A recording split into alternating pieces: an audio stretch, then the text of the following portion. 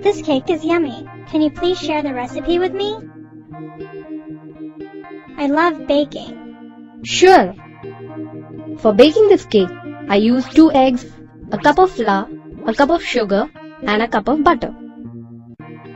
If I have 6 eggs, can I bake a bigger cake? 6 eggs are too many. For this cake, follow the proportion.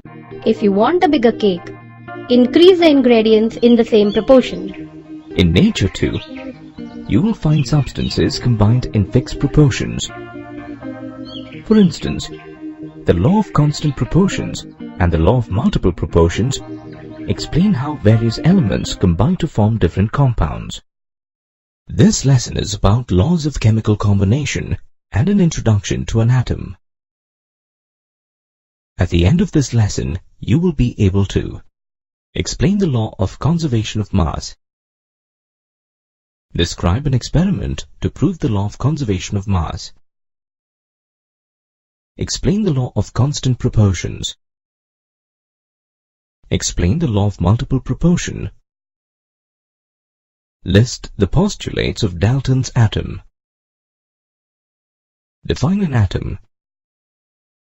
identify the symbols of elements, identify the atomic mass of elements, define a molecule, identify the atomicity of elements, define an ion, define valency, list the rules for writing a formula, and apply a set of rules to write a formula.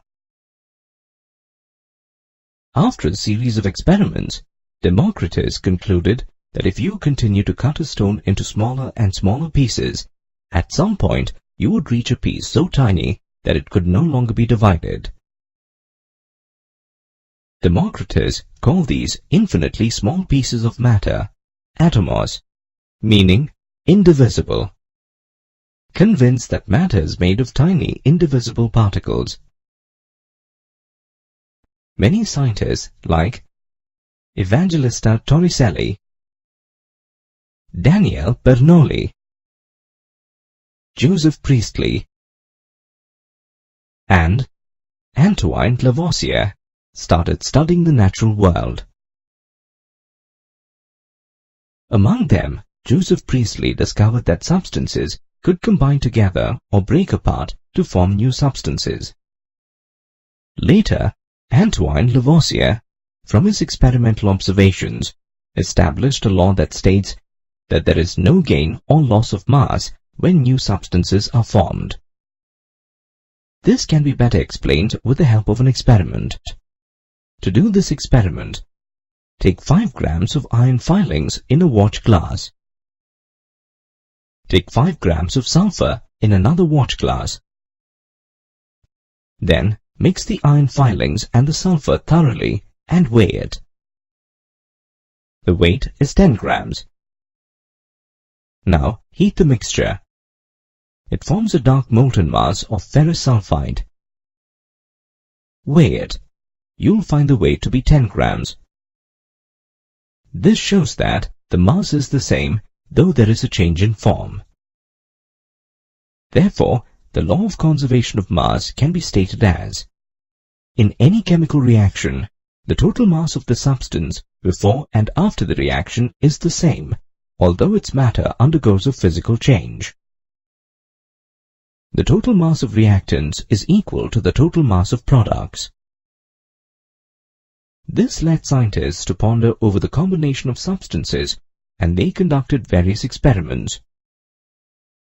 All these observations were accepted, and the law of definite proportion was proposed by Proust. Proust, a French chemist, concluded that when 100 grams of water was decomposed, 11 grams of hydrogen and 89 grams of oxygen was obtained. He later purified and analyzed numerous compounds and concluded that every pure substance contains the same elements combined in the same proportions by weight. So, the law of definite proportions can be defined as: in a chemical substance, the elements are always present in definite proportions by mass. Hydrogen and oxygen can combine in different proportions to form different compounds like water and hydrogen peroxide. 2 parts of hydrogen combine with 1 part of oxygen to form water, and 2 parts of hydrogen combines with 2 parts of oxygen to form hydrogen peroxide. This follows the law of multiple proportions. According to this law, when 2 elements combine to form 2 or more different compounds, then the weight of one of the elements is constant and the other has a simple ratio.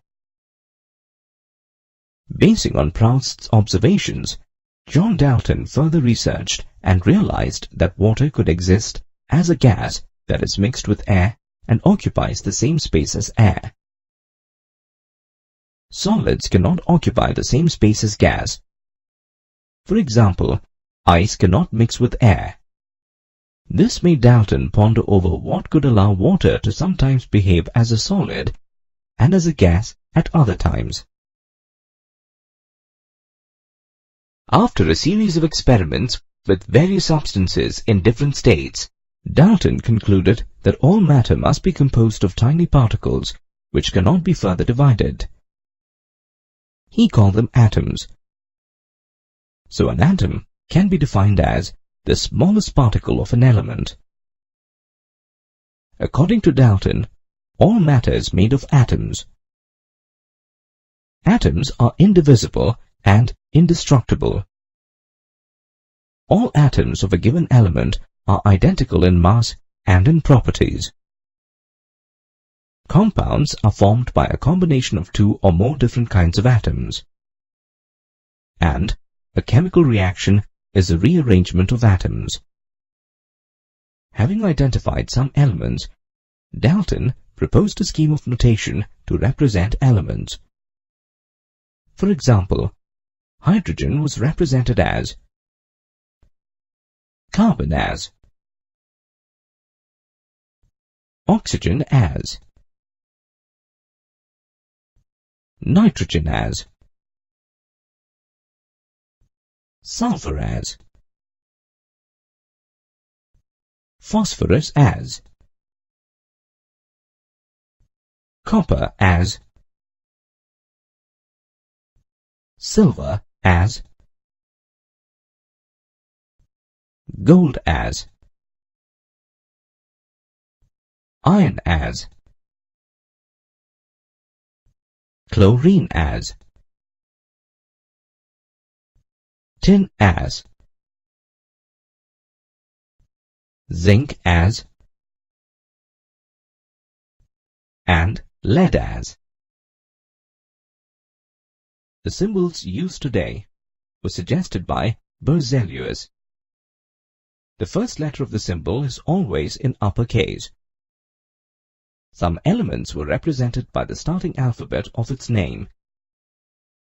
For instance, carbon is represented as C, boron as B, oxygen as O, sulfur as S, nitrogen is written as N, and hydrogen as H. All the elements do not follow the same convention. Symbols of some elements were the first 2 alphabets, but the second alphabet is in the lower case. For example, aluminium is represented as Al, chlorine as Cl, argon is written as Ar, beryllium as Be, and lithium as Li. An element is represented by either the first or the first and any other letter of its Latin name. There are some exceptions while writing the symbols for some of the elements. These names were derived from Latin. In general, the first letter and the second letter of their Latin names are used to represent the symbols of these elements. For example, antimony is called stibium in Latin, and the symbol is Sb. Copper is known as cuprum, and the symbol is Cu. Gold as ornament, represented by AU. Iron as ferrum, and the symbol is Fe. Lead as plumbum, and is represented by Pb. Mercury as hydradium, and is represented as Hg. Kalium is the Latin name of potassium, and its symbol is K. Silver as argentum, and it is represented as Ag. Natrium is the Latin name of sodium, and is represented as Na. The Latin name of tin is stannum, and the symbol is Sn. Wolfram is the Latin name of tungsten, and it is represented as W. A symbol not only represents one atom, but also the mass of the element. According to Dalton, each element has a characteristic atomic mass. Scientists initially took the mass of oxygen as standard mass, since oxygen formed a large number of compounds. In 1961, carbon-12 isotope was chosen as the standard reference for measuring atomic masses.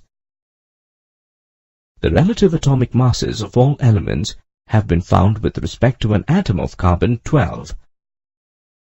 For example, in a bakery, if a cake is cut into 12 equal pieces, he is able to find the mass of each confectionery item relative to the mass of a single piece of cake.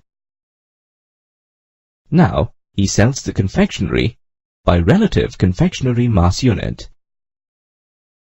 Similarly, the relative atomic mass of the atom of an element is defined as the average mass of the atom as compared to 1/12 the mass of one C12 atom. Matter is made of atoms. But how do these atoms exist? These atoms exist in a combined state called molecules. Thus, a molecule is the smallest particle of an element or compound that can exist independently and show all the properties of that substance. Some elements like sodium, potassium, and helium exist as single atoms, and others like hydrogen, oxygen, etc. exist in a combined state. Atoms combine to form molecules. The molecules of an element are constituted by the same type of atoms. For example, elements like hydrogen, oxygen, phosphorus have more than one atom in a molecule. This number is specific for an element and is known as its atomicity. Thus, the number of atoms constituting a molecule is referred to as atomicity. Let us look at some examples. An oxygen molecule has 2 atoms of oxygen and is known as a diatomic molecule. Hydrogen, chlorine, nitrogen, etc. also exist as diatomic molecules. Elements like phosphorus and sulfur have more than 2 atoms in a molecule and are called polyatomic. A phosphorus molecule has 4 atoms of phosphorus, P4, and a sulfur molecule has 8 atoms and is octaatomic, S8. So far we have discussed about the molecules of elements. Elements combine to form compounds. Thus, a molecule of a compound has 2 or more elements. For example, common salt is a compound of sodium and chlorine, where sodium is a positively charged particle, and chlorine a negatively charged particle, and each of this is called an ion. Thus, a charged particle is called an ion. The positively charged particle is called cation. On the other hand, the negatively charged particle is referred to as anion. We know that atoms of an element combine to form a compound. Every atom has a specific combining capacity. This combining capacity of an element is known as valency. For example, consider a water molecule. It has 2 atoms of hydrogen and 1 atom of oxygen. This shows that the combining capacity of oxygen is 2 and takes 2 hydrogen atoms. Similarly, sodium monoxide has 2 atoms of sodium and 1 atom of oxygen. Thus, the combining capacity of sodium is 1 and oxygen is 2. Here the compound is formed by 2 different elements, and such compounds are called binary compounds. Some compounds have more than 2 elements or a group of elements as ions. For example, an OH ion. It consists of hydrogen and oxygen atom, and its valency is 1. Here are the valencies of some elements. Chlorine has the valency of 1. The valency of magnesium and calcium is 2, while nitrogen and aluminium is 3, and that of carbon is 4. A nitrate ion and an ammonium ion show a valency of 1, whereas carbonate and sulfate have a valency of 2. The knowledge of valency helps to write the formulae of compounds. A formula is the shorthand representation of a compound. For example, consider a water molecule. It has hydrogen and oxygen.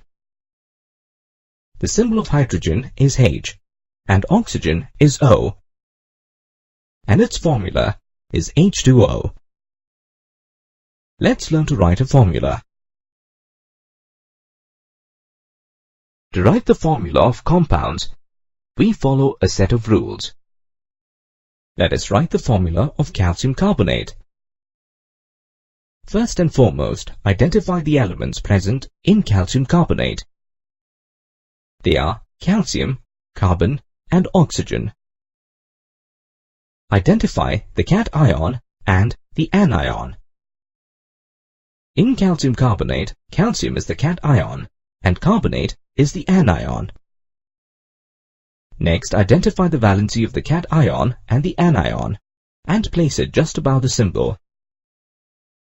For example, the valency of calcium is 2 and the valency of carbonate is also 2. Then cross-multiply the valencies.